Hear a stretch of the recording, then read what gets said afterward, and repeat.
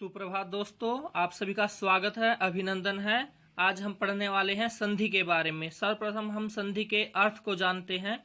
संधि का अर्थ होता है मेल, समझौता, संयोग आदि। अब देखिए मेल का क्या अर्थ होता है, जैसे अ प्लस ई है, इन दोनों का मेल क्या हो गया, ए हो गया है, तो क्या है इनका मेल है। समझौता कह सकते हैं आप, जैसी एग्रीमेंट कह सकते हैं। मीन्स अ और ई अलग अलग दिशाओं में भ्रमण कर रहे थे, कहा कि भाई एक हो जाओ, समझौता हो गया, ए बन गया। संयोग आदि भी कह सकते हैं, इन दोनों का आ और ई का क्या हुआ, संयोग हुआ, और संयोग से क्या हुआ, ए उत्पन्न हुआ, तो ये क्या हो गया, संयोग हो गया था।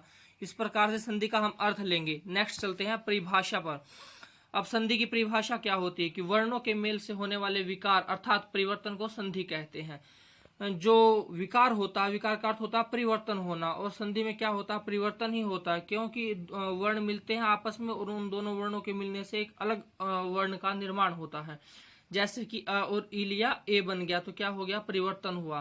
तो नेक्स्ट चलते हैं, संधि का विच्छेद करते। जैसे यहाँ पर संधि युक्त पद लिया मैंने एक महेंद्र, महेंद्र का संधि विच्छेद होगा महा प्लस इंद्र। महा में से हमने क्या लिया, आ लिया, इंद्र का हमने क्या लिया, ई लिया, इन दोनों का मेल करवाने से क्या हुआ, ए हुआ। अब देखिए यहाँ पर क्या शब्द बचा मह है, क्या है, हलंत है, यानी कि ह्रस्व है। प्लस में क्या है, ह्रस्व न, ह्रस्व द और रेफ नद्र, तो क्या बन गया, मह प्लस नद्र। अब यहाँ पर क्या हुआ, आ और ई हमने ये देखिए निकाल लिया था, तो इन दोनों के मेल से क्या हो गया, ए। यहाँ प्लस के स्थान पे ए इसमें क्या कर दिया, ऐड कर दीजिए।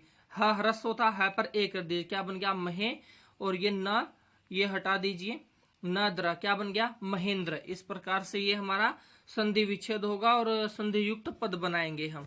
देखिए नेक्स्ट चलते हैं, संधि कितने प्रकार की होती है, संधि 3 प्रकार की होती। कौन कौन सी होती है, स्वर संधि, व्यंजन संधि और विसर्ग संधि।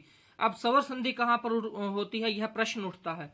जहां पर स्वर के बाद स्वर आ जाए या स्वर के बाद स्वर के मेल होने से जो परिवर्तन होता है उसे क्या कहते हैं, स्वर संधि कहते हैं। नेक्स्ट है व्यंजन संधि। व्यंजन संधि कहाँ होती है, व्यंजन के बाद स्वर या व्यंजन आ जाए तो वहां पर कौन सी संधि होती है, व्यंजन संधि होती है। विसर्ग संधि, विसर्ग के बाद स्वर या व्यंजन आ जाए वहां पर विसर्ग संधि होती है। विसर्ग की पहचान होती है दोस्तों, इसके पश्चात यदि आपको स्वर मिल जाता है यहाँ पर या व्यंजन मिल जाता है तो कौन सी संधि हो जाएगी, नेक्स्ट है स्वर संधि। अब मैंने इसका क्या है, उदाहरण लिया है। स्वर संधि के जो भेद है, इसके जो प्रकार है वो आप नेक्स्ट वीडियो में जानेंगे। इसमें क्या है, संधि का एक उदाहरण लिया मैंने स्वर संधि का। जैसे क्या लिया, विद्या प्लस आ लिया, तो इसमें क्या है, विद्या में क्या है, आ है, अंतिम जो अच्छा है वो निकालना, मीन्स स्वर है, जो अंतिम स्वर है, विद्या का आ, आलय का आ। तो यहाँ पर क्या रह गया, विद्या प्लस लय, क्योंकि हमने आलय का आ निकाल दिया और विद्या का आ निकाल दिया है, ठीक है। तो अ प्लस आ मिलाने से किसका निर्माण हुआ, आ का निर्माण हुआ, तो विद्या आ लय मिला दीजिए, विद्यालय। तो इस प्रकार से क्या हुई, अपनी स्वर संधि हुई, और इसमें कोई ट्रिक नहीं होती, नियम और लक्षण ही चलते हैं, परिभाषाएं चलती है, उसी के आधार पर व्याकरण चलती है, ना ही कोई ट्रिक। देखने के लिए धन्यवाद।